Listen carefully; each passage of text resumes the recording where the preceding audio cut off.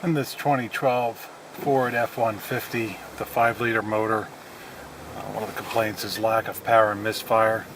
The check engine light is on already. It does have misfire codes, and when you get on it, you can feel the misfire.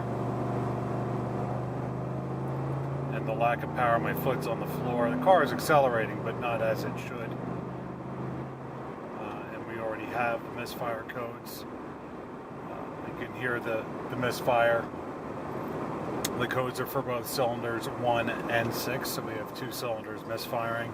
Just going to slow down a little bit here again and then reaccelerate. You can hear it. The engine just does not sound right, like it's firing on all cylinders.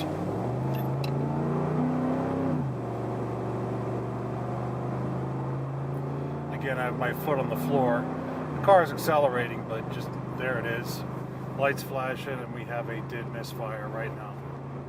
Feels more like 1 or 2 cylinders is misfiring.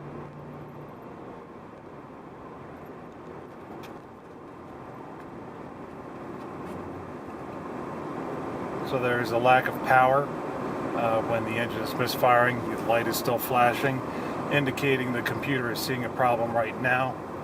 The vehicle is shaking.